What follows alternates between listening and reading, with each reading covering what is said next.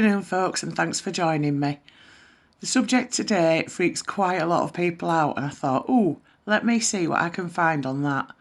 So here's the video. Hope you enjoy. Haunted dolls.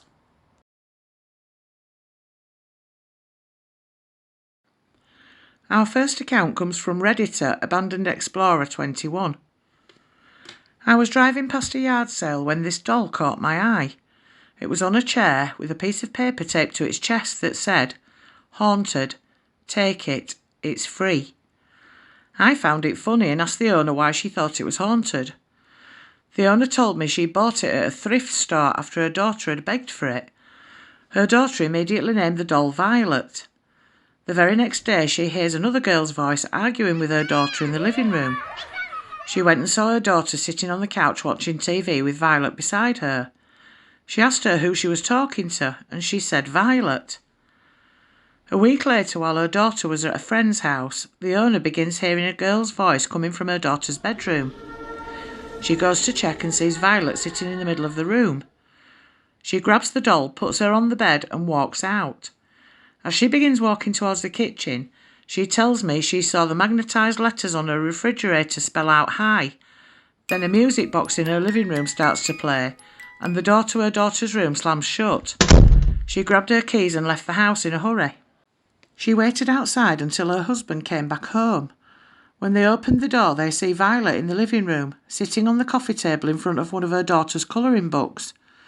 Her husband grabbed Violet and threw her in the shed, where it stayed until the morning of their yard sale. After her story, she looked me in the eyes and said, "Take it. We don't want it in our lives anymore." I was sceptical, but I loved the story, plus it was free. I took it home and placed it on the nightstand beside my bed. Almost a month went by without experiencing anything, until one night I felt the weight of someone sitting at the foot of my bed. I turned the lights on but didn't see anything. I live alone with no pets, so I was quite startled. A couple of days later I was in the kitchen making a sandwich when I hear a disembodied girl's voice whisper, "Hey." I ran to my room but convinced myself it was nothing. Later that night I was laying on my couch when I hear giggling coming from my bedroom. I get up, walk inside and see Violet sitting on my bed. Even though I always keep her on the nightstand, there she was, on my bed. At this point I started to believe the woman's story, so I bought an EMF detector. I've seen them being used on ghost shows before, so I thought I'd give it a try. I put it near Violet and got constant high readings from her. I was intrigued, so I bought a spirit box in an attempt to try and continue to communicate with her. After 2 weeks of nothing but static from the spirit box, I finally got a "Hi," followed by "Get the thing." I was excited, so I went back to the previous owner. I told her about my experiences and the investigation on Violet. I asked if there's anything that the doll might have been attached to. She told me maybe it was the music box that went off. I asked her if she still had it and she gave it to me. A few more on and off spirit box sessions later, I finally got a girl's laugh, followed by something that sent a chill down my spine. A man's voice that said, "Devil." Immediately I thought of the theory of demons disguising themselves as little girls in order to get you into a vulnerable state. I didn't want to take the chance, so I grabbed the doll and threw it outside onto my backyard. It landed face first. The next morning I decided to take the doll and put it into a storage unit. I opened the back door to see it sitting down a few feet closer to where it had landed, staring right back at me. I grabbed it and put it into storage. Now it's been about 2 weeks and the activity has stopped, but I haven't been able to stop thinking about Violet. I have this urge to open the storage room door, close it and do another spirit box session. My gut tells me not to do it because I may be messing with something evil and I don't want to risk having an attachment.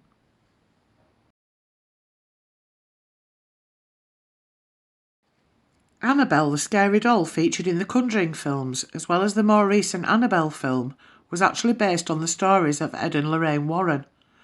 She's one of the most notorious haunted dolls in history, and you can still meet her today, if you've got a spare $169 to drop. Do you want to spend 4 hours with one of the creepiest possessed dolls in America? Me neither. Annabelle used to belong to the Warrens. They took an item from every paranormal investigation they went to, and as the legend goes, trapped the errant spirit inside said item. Annabelle was supposedly one of the most violent and aggressive spirits they'd ever had to deal with, and was known for moving around the house on her own, scratching her owners and talking. Once Annabelle was dealt with, she was kept in a locked box in order to protect the Warrens, because they couldn't risk her getting out. Her case is now supposedly blessed with holy water. Annabelle was given to Donna, who was a student nurse, as a birthday gift by her mother. One thing to remember, Annabelle was bought second-hand from a hobby store. Donna was living with her friend Angie at the time and was delighted with the gift, at first. But the conjuring doll quickly became a source of great fear for the girls. Annabelle made only very small movements to begin with, that could be put down to Donna and Angie accidentally moving her.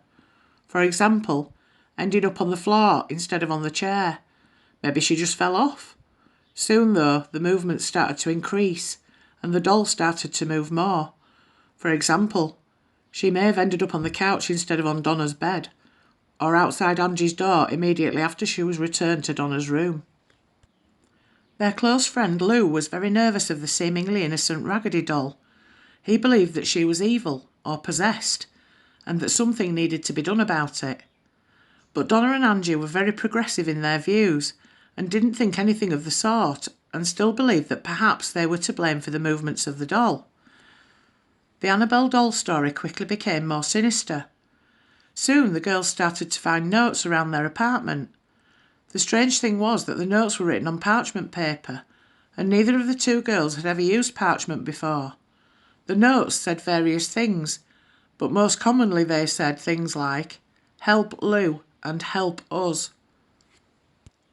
Finally, Annabelle was found with blood on her hands. Donna came home from work one day and found the doll in her usual spot on her bed, which made a change. But unfortunately she had literal blood on her hands. It seemed almost like the blood, or the red liquid, whatever it was coming from the doll itself. That was it. It was time for the girls to call in some help in the form of a medium to find out just what was going on with this doll before things got worse. The first medium sat down with the girls and Annabelle, and the story that Donna and Angie were given was that the land on which their apartment complex was built used to be a field. A young girl, aged around 7 years old, was found dead there many years before. When the doll came into their apartment, Annabelle's spirit was still in the area in which she'd died, and because she was fond of the doll, her spirit became one with it. Annabelle became Annabelle the doll. Unfortunately for the girls, Annabelle became Annabelle the haunted doll. Donna and Angie were very loving and giving, however, and because they felt sorry for the poor girl that had been found dead alone in that field, they wanted the doll to stay because they didn't want her to be left alone. Lou was the one who was attacked by Annabelle before the Warrens were called in. Maybe she didn't like him, or maybe he reminded her of a man who had treated her badly in life, but he was the one that she showed her true self to. A few things occurred, including some bad dreams and some visions of Annabelle, but the attack that made Donna and Angie call the Warrens was a physical one. Angie and Lou were spending some time together when they heard movement in Donna's room, but she wasn't at home. They were frozen in fear. At first they were concerned about an intruder, but they quickly realised that the movement was in fact Annabelle. Lou took a look inside Donna's room and there was no one there, although the doll was sitting on a chair instead of sitting on the bed where she should have been. He moved forwards towards Annabelle, and a feeling crept over him, that creeping feeling you get where something is terribly, terribly wrong.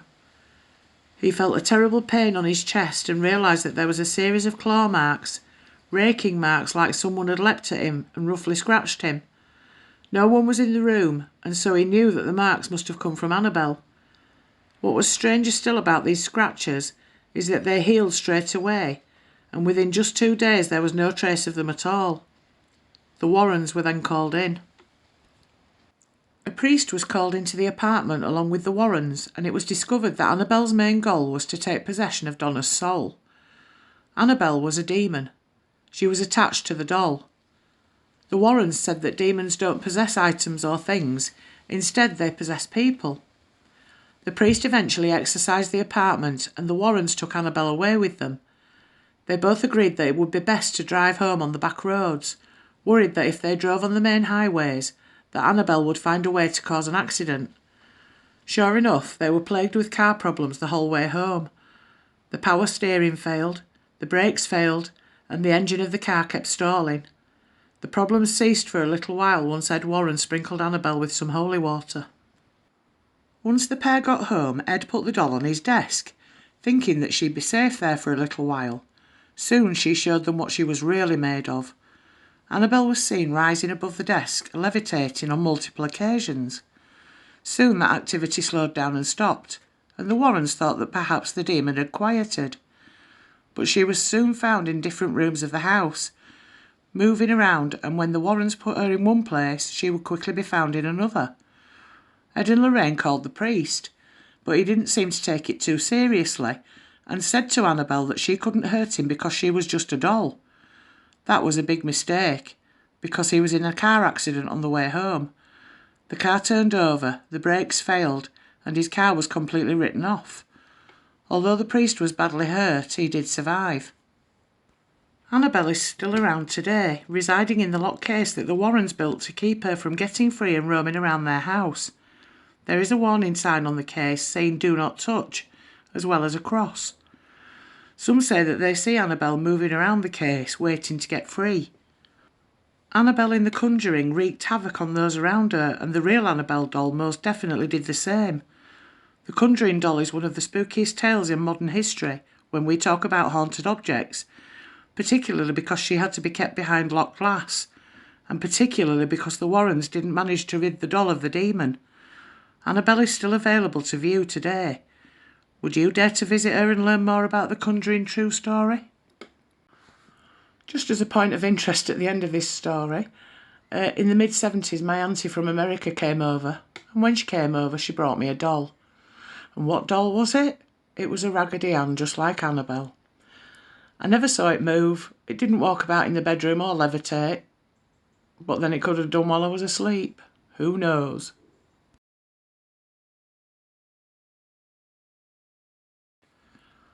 Now here is something that most people would agree is true about Robert the doll.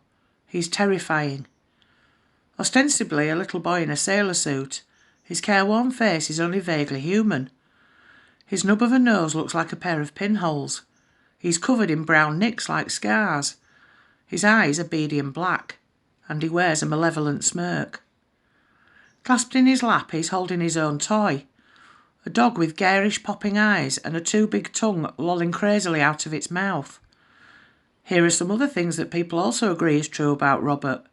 That he's haunted, and that he's caused car accidents, broken bones, job loss, divorce, and a cornucopia of other misfortunes. Robert is now 118 years old and lives at the Fort East Martello Museum in Key West, Florida. He lives in a new display case which was recently donated by someone who is a fan of Robert's, says Corey Convertito, curator of the museum. But the comfortable new digs, complete with humidity control and UV filtering glass to preserve the artefact, do not seem to have reformed Robert. The museum still gets regular reports of evils attributed to the doll. Before Robert came to the museum in 1994, he was the property of Robert Eugene Otto, an eccentric artist and member of a prominent Key West family. Yes, the doll and the owner had the same name, but the boy answered to Gene. Robert was a childhood birthday gift from Otto's grandfather, who bought the doll during a trip to Germany. Otto's relationship with the doll continued into adulthood. What people really remember is what they would probably term as an unhealthy relationship with the doll, says Convertito. He brought it everywhere. He talked about it in the first person as if it weren't a doll, he was Robert, as in a live entity. After some digging, the museum traced Robert's origins to the Steiff Company, the same toy maker that first manufactured a teddy bear in honour of Theodore Roosevelt. Robert was most likely never intended to be sold as a toy. A Steiff historian told the museum that Robert was probably part of a set, fabricated for a window display of clowns or jesters. Which is kind of adorable, says Convertito, especially with his impish behaviour. It kind of suits his personality really well. Robert's little sailor suit was not supplied by the company. It was probably an outfit that Otto himself wore as a child. According to legend, young Otto began to blame mishaps on the doll. While this could have been laughed off as childish storytelling, adults also started noticing odd occurrences, especially as Otto and Robert grew older. As an adult, Otto lived in a stately home he called the Artist House, where Robert could be seen positioned at the upstairs window. School children swore that he would appear and disappear, and they avoided the house. Myrtle Reuter purchased the Artist House after Otto's death in 1974 and also became Robert's new caretaker. Visitors swore they heard footsteps in the attic and giggling. Some claimed Robert's expression changed when anyone badmouthed Otto in his presence.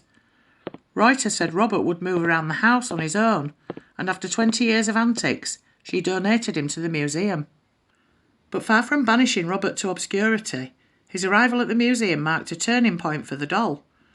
Since Robert arrived, visitors have flocked to the museum to get a look at the mischievous toy. He's appeared on TV shows, he's had his aura photographed, he's a stop on a ghost tour, and he's inspired a horror movie. He has a Wikipedia entry and social media accounts. Fans can buy Robert replicas, books, coasters and t-shirts, and the most adventurous can even volunteer to be locked in with Robert after dark. And they can, and do, write to him. He gets probably 1 to 3 letters every day, says Convertito, but they aren't typical fan letters, they're often apologies. Many visitors attribute post-visit misfortunes to failing to respect Robert, or even openly disrespecting him, and they write begging forgiveness. Others ask him for advice or to hex those who have wronged them. Convertito says they've received more than 1,000 letters which they keep and catalogue. Robert also receives emails and homages. At some point it became known that Robert had a sweet tooth, so people leave and send him candy. He once received a box containing 8 bags of peppermints, a card and no return address. Exercising caution, the museum staff do not consume treats sent to Robert. Guests leave him sweets, money and occasionally joints. It's completely inappropriate, says Convertito. We are still a museum. Convertito is Robert's caretaker. Once a year she administers a check-up, taking him out of the case and weighing him to assess whether the humid Florida weather has adversely affected his straw-filled body. She is also his proxy, receiving and reading all his emails and letters and running his social media feeds. Going back to the story, the first hint that something out of the ordinary was happening was one night when Jean, who was only 10 years old, awoke to find Robert the doll sitting at the end of his bed staring at him. Moments later his mother was awakened by his screams for help and the sound of furniture being overturned in her son's room. Jean cried for help, begging for his mother to rescue him. When she finally was able to wrench the locked door open, she saw poor Jean curled up in fear on his bed, his room in shambles, and Robert the doll sitting at the foot of the bed. Robert did it were the only words Jean could get out, the same words he would later use many times throughout his childhood when something strange, mysterious or destructive would happen. Nobody knows for sure why or how this child's plaything could actually wreak havoc on a child's bedroom, or do anything at all. After all, it was just a toy. But the weird and inexplicable didn't stop at that one occurrence. Jean's parents would often hear their son upstairs talking to the doll and getting a response back, in a totally different voice. They reported seeing the doll speak and witnessed its expression change. Giggling and sightings of Robert running up the steps or staring out the upstairs window were also reported. Robert continued to live with Jean throughout his lifetime, and after Jean's parents died, he moved back into their home with his wife, Anne. Jean decided that the doll needed a room of his own and placed him in the upstairs room that had a window overlooking the street. Anne felt uneasy with Robert in the house, and although she couldn't put her finger on it, she wanted Jean to lock the doll up in the attic where he could do no harm. Jean conceded, and as one can imagine, Robert the doll was not happy with his new digs. Soon, visitors to the home heard footsteps in the attic, the sounds of someone pacing back and forth, and devilish giggling. Neighbourhood children reported seeing Robert watching them from the windows in the upstairs bedroom, and told accounts of the doll actually mocking them as they walked to school. When Jean heard this, he immediately went to investigate, knowing that he'd locked Robert in the attic and there was no way he could be sitting in the window of the upstairs bedroom. But to his complete shock, when he opened the door to the bedroom, there was Robert, sitting in the rocking chair by the window. Jean locked Robert back up in the attic several times, each time discovering him again sitting by the window in the same upstairs bedroom. When Reuter purchased the house after Otto's death in 1974, her 10-year-old daughter was delighted to find Robert the doll in the attic. But her delight ended soon when she claimed that Robert was alive and that the doll wanted to hurt her. She often awoke in the middle of the night screaming in fear and told her parents that Robert had moved about in the room. It wasn't long before Robert the doll was given away, and today he resides in the East Martello Fort Museum, where visitors from all over the world come to see him. Many believe that the origin of Robert's evil lies in the servant who worked for Jean's parents. This woman was supposedly mistreated by her bosses, and to punish them it's believed she cursed the doll with voodoo and black magic. That might explain the many mysterious and frightening experiences people have had with Robert the doll, but if so, wouldn't the haunting end when the owners died? No one really knows for sure, but one thing remains constant. Robert the doll continues to taunt and scare those who come to view him, especially guests to the museum who attempt to take photos. Many have reported their cameras becoming inoperable when they tried to take a picture of Robert, only to begin working again when they left the museum.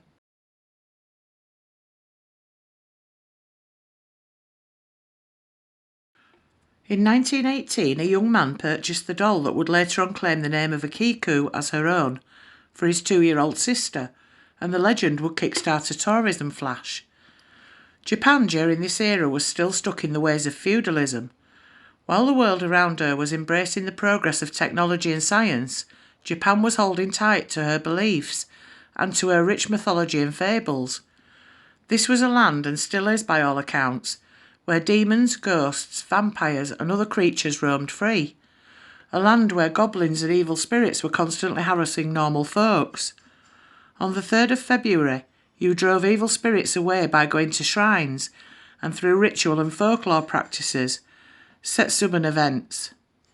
Lake monsters gobbled up kids. Woods like Okigahara, northwest of Mount Fuji, drove people insane and compelled them to suicide. Japanese culture was and still is fraught with legends and the supernatural boogeymen.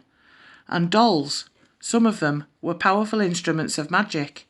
You didn't mess with dolls. The doll was bought in Sapporo by a 17-year-old Aikachi Suzuki in 1918 for his 2-year-old sister Okiku. He was touring the region for a maritime exhibition, and the doll instantly drew his eyes. The perfect little thing sat on a shop window enticing him. Suzuki didn't think twice. He went in and instantly purchased the figurine for his sister, and used the last of his money for it. At about 40 centimetres tall and dressed in traditional kimono, the doll was exquisite. Its hair was raven black and cut to roughly shoulder length, in a traditional Okappa hairstyle. Her eyes were piercing coals that seemed to swallow everything up in their gaze. The thing was mesmerising and enchanting, something to take your breath away. Suzuki went back home and gave the doll to his sister. The little girl fell in love with the doll immediately. It transformed into Okiku's favourite toy, and more importantly, her best friend. Okiku played with it every day, took it everywhere and treated it like a little sister. She would talk and prattle with it, feed it, sleep with it. She decided to call the doll Okiku, a mirror image of herself. The doll never left Okiku's sight. Then a year later, tragedy struck. In 1919, Okiku died. Yellow fever had descended on the land and robbed the family of the little girl. Okiku died gasping for air, in pain and afraid, the doll held firmly in her grasp. She was only 3 years old. The family wanted to bury the doll along with Okiku, but circumstances and governmental oversight prevented this last act of kindness on their part. The doll was never laid to rest with Okiku. Okiku the doll was alternatively located in the family's altar, a common practice in certain Japanese households to commemorate the dead. The small shrine celebrated their daughter and marked her passing into the afterlife. That's when the weirdness started to occur. One day the family noticed that the doll's hair was getting longer. Once a traditional shoulder-length cut with neat ends, it was now a mangled mess of split ends reaching down past her waist. It was scruffy, different colours, and felt different. At night they started to dream of Okiku, and sometimes the doll would appear by their side come morning. The chilling events intensified and grew into full-blown acts of spiritual infestation. Lights flicking on and off, bangings in the house, noises and strange voices. The closer the year got to certain key dates, Okiku's birthday and the day of her death. Over time they were certain, and town shamans and spiritual leaders concurred, that their daughter's soul was in fact trapped within the doll. In 1938 the family relocated to a different district. They had now become accustomed to Okiku, and had even grown fond of their daughter's restless spirit. To them it was a magical and unique opportunity to interact with the dead. Not desiring to take Okiku with them, fearing that what fueled her magic was the proximity to their daughter's grave, the family approached the local temple and asked them to take care of the doll. By now the temple had heard countless stories of the amazing doll, the haunted doll whose hair grew every year. They were fascinated, skipping like schoolgirls with the prospect. The priest gleefully accepted the charge and started taking care of Okiku. Over time they've managed to confirm the veracity of some of the claims, particularly that the hair does indeed grow. The priests have sent out cut samples of the hair for scientific analysis. Scientific examination of Okiku proved that the hair was that of a human child. Regularly the hair gets a trim and the doll stays happy and content. As the years passed on, the doll's fame grew and her powers further developed. She's bolder now, invading the dreams of the priest and those that come to visit her. She's stronger, her hair growing faster and wilder, and she's even spookier. The last event driving tourists mad is the frightening claim that the mouth of Okiku is slowly opening, and that if you dare peer inside, you may be able to glimpse something like baby teeth, sprouting like weeds from porcelain gums. Okiku is located in her private shrine, on display in a little wooden box in the Mananji Temple, in the town of Iwamizawa, Hokkaido, Japan. She's there, waiting for all who want to play with fire and have a one-on-one conversation with the paranormal and the bizarre. And that, my friends, brings us to the end of this week's video. Hope you all enjoyed it. I enjoyed making it, but it's really made me think about looking at toy shops completely differently now. Anyway, stay safe till next week, take care, and don't forget, stay spooky!